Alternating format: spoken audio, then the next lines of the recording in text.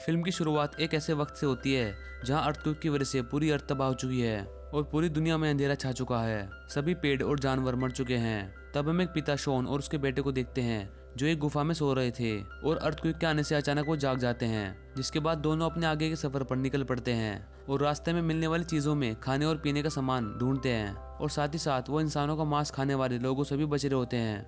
उसके बाद वो रात को आराम के लिए एक जगह पर रुकते हैं और शॉन अपने बेटे को कहानी सुना रहा होता है। तभी अचानक जंगल में आग लग जाती है, इसलिए उन्हें वो जगह छोड़कर आगे बढ़ना पड़ता है। जिसके बाद थोड़ा आगे जाने पर उन्हें घर दिखाई देता है। क्योंकि वो दोनों काफी भूखे थे, इसलिए वो खाने का सामान ढूंढने के लिए उस घर के अंदर चले जाते हैं। यहाँ उन्हें खाने के लिए तो कुछ नहीं मिलता, लेकिन उन्हें वहाँ पर कुछ मरे हुए लोग दिखते हैं जिन्होंने भूख से तंग आकर अपनी जिंदगी खत्म कर ली थी। तब शॉन अपने बेटे को एक गन दिखाता है जिस गन में सिर्फ 2 गोलियां बची हुई थी और तब वो अपने बेटे को सिखाता है कि कैसे वक्त आने पर अपनी जिंदगी खत्म करने के लिए उस गन को यूज करना है।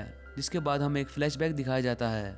यहाँ हम शॉन और उसकी वाइफ को देखते हैं जो प्रेग्नेंट होती है। शॉन उसे खाने देता है और तभी अचानक उसकी वाइफ को एहसास होता है कि उसकी डिलीवरी का वक्त आ गया है और उसे देखकर वो काफी डिस्टर्ब हो जाती है, क्योंकि वो इस बर्बाद हो चुकी दुनिया में अपने बच्चे को नहीं लाना चाहती थी और फिर वो अपने बेटे को जन्म देती है। तब सीन फिर से प्रेजेंट में शिफ्ट होता है।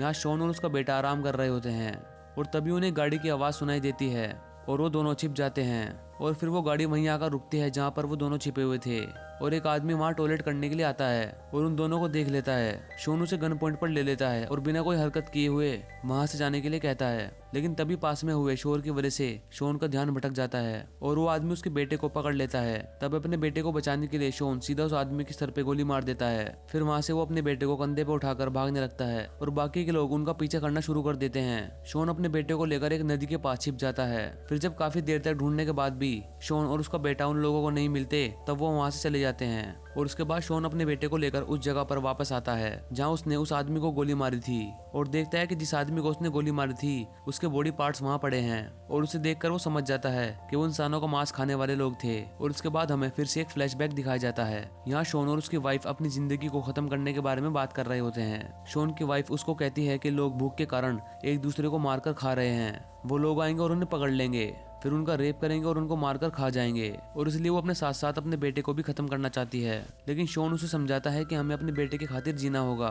तब शॉन की वाइफ उससे पूछती है कि क्या होगा अगर बाहर घूम रहे दरिंदों ने उसके बेटे को खा लिया तो, लेकिन शॉन उसे विश्वास दिलाता है कि ऐसा कुछ भी नहीं होगा। और उसके बाद सीन प्रेजेंट में शिफ्ट होता है। यहाँ शॉन और उसका बेटा एक पुल पर एक गाड़ी में आराम कर रहे होते हैं और शॉन का बेटा उससे पूछता है कि क्या हम बुरे लोग हैं। और तब शॉन अपने बेटे को बताता है कि मैंने उस आदमी को इसलिए मारा था क्योंकि हमारी जिंदगी को खतरा था और हमने बुरे लोगों को मारा है, इसलिए हम बुरे इंसान नहीं हैं। और उसके बाद शॉन का बेटा सो जाता है, मगर शॉन को नींद नहीं आ रही होती, इसलिए वो गाड़ी से बाहर आता है और अपनी शादी की रिंग और पर्स को पुल से नीचे फेंक देता है। और तब उसे याद आता है कि उसकी वाइफ ने मरने से पहले उसे साउथ की तरफ बढ़ते रहने के लिए कहा था। शॉन ने उसे रोकने की काफी कोशिश की थी, लेकिन वो मरना चाहती थी और हमेशा के लिए उन दोनों को छोड़कर चली गई थी। अब शॉन और उसका बेटा साउथ की तरफ बढ़ रहे होते हैं। यहाँ रास्ते में चलते हुए उन्हें एक बहुत बड़ा घर दिखाई देता है। फिर वो दोनों घर के अंदर जाते हैं और खाने के लिए कुछ सामान ढूंढने लगते हैं। फिर यहाँ उन्हें एक ताला लगा हुआ बेसमेंट का दरवाजा मिलता है जिसे वो तोड़ देते हैं। जिसके बाद वो अंदर जाकर देखते हैं कि वहाँ पर बहुत सारे मरे हुए लोगों की लाशें पड़ी हुई हैं और कई लोगों को बांध कर रखा गया है, जिसे देखकर शॉन समझ जाता है कि कुछ लोगों ने उन्हें बंदी बनाकर रखा है और उन्हें मारकर उनका मांस खा रहे हैं। इसलिए जल्दी से वो वहाँ से भागने की कोशिश करते हैं, लेकिन जैसे ही वो बाहर आ रहे होते हैं तो उस घर के लोग उस घर के अंदर आ रहे होते हैं और इसलिए वो दोनों वहीं छिप जाते हैं। फिर जल्दी से वो लोग बेसमेंट में जाते हैं, लेकिन जैसे वो लोग बेसमेंट में लोगों को खाने के लिए जाते हैं तभी मौका पाकर शॉन खिड़की की मदद से जंगल में भाग जाते हैं। उसके बाद जब रात में वो सो रहे होते हैं तब शॉन को उस जगह से लोगों की चीखों की आवाज सुनाई देती है और फिर वो अपने बेटे के कानों पर हाथ रख देता है ताकि उसे लोगों की चीखों की भयानक आवाजें सुनाई ना दे। जिसके बाद जब वो खाना खा रहे होते हैं तब शॉन का बेटा उससे प्रॉमिस लेता है कि चाहे जो भी हो जाए लेकिन वो कभी भी किसी इंसान को मारकर नहीं खाएंगे। और तब शॉन इस बात के लिए मान जाता है और अगली सुबह वो दोनों एक घर के अंदर जाते हैं जो शॉन का घर हुआ करता था और बचपन में शॉन उस घर में क्रिसमस की छुट्टियां मनाया करता था। तब शॉन के बेटे को सड़क के दूसरी तरफ के घर में एक बच्चा दिखता है और उसने इससे पहले कभी किसी बच्चे को नहीं देखा था और इसलिए उत्सुक होकर वो बच्चे को देखने के लिए पास के घर में जाता है और उसे देखकर बच्चा वहां से भाग जाता है। तब शॉन का बेटा उसका पीछा करने लगता है, लेकिन तभी शॉन पीछे से आकर उसे पकड़ लेता है। वो उसके पीछे जाने से रोकता है क्योंकि शॉन ने उस बच्चे को नहीं देखा, इसलिए उसे लगता है कि उसके बेटे का वहम है। और उसके बाद वो अपने अगले सफर की ओर बढ़ते हैं और एक घर के अंदर जाते हैं। यहाँ पर काफी सारी चीजें होती हैं लेकिन खाने के लिए कुछ नहीं मिलता। तब कुछ समय वो वहाँ बिताने के बाद वहाँ से आगे जाने के लिए निकल पड़ते हैं और घर से बाहर निकलते ही शॉन का पैर एक जगह पर पड़ता है जो कि नॉर्मल जगह नहीं थी। तब सब कुछ हटाने के बाद शॉन को एक सीक्रेट बंकर का दरवाजा मिलता है। जैसे ही वो बंकर के अंदर जाता है तब उसका सारा दुख खुशी में बदल जाता है, क्योंकि उस बंकर के अंदर खाने की भरमार थी।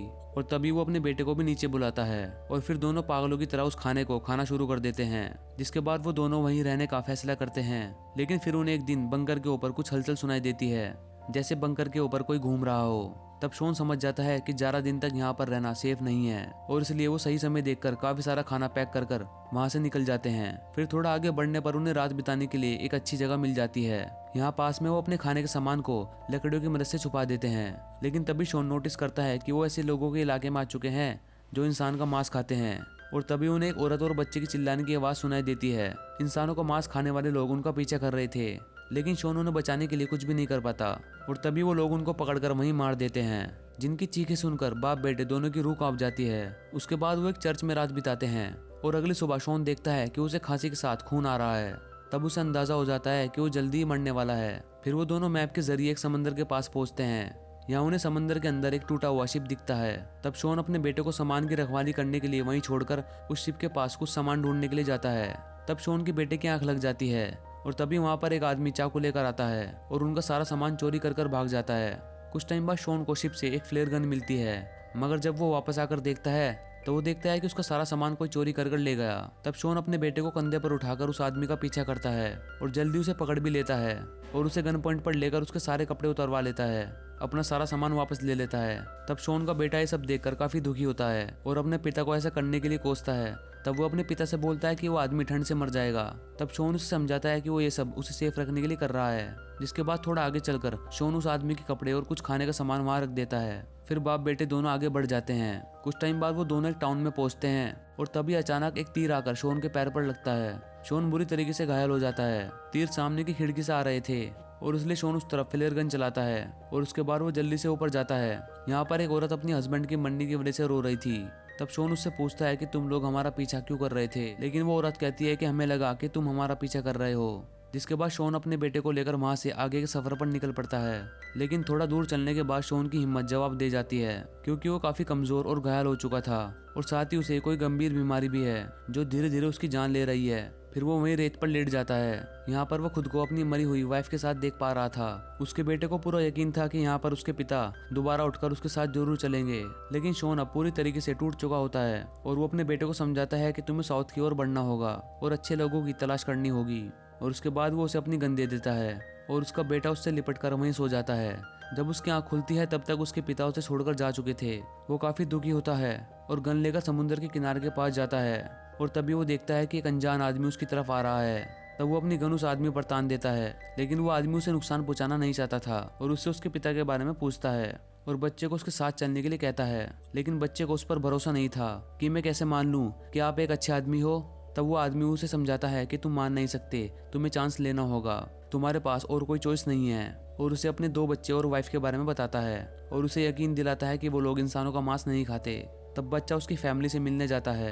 यहाँ उसकी वाइफ उसे देखकर काफी ज्यादा खुश होती है और उसे बताती है कि वो लोग कई दिनों से उनका पीछा कर रहे हैं और उन्हें देखकर बच्चे को यकीन हो जाता है कि वो अच्छे लोग हैं और फिल्म के आखिरी सीन में वो उनके साथ रहने का फैसला करता है।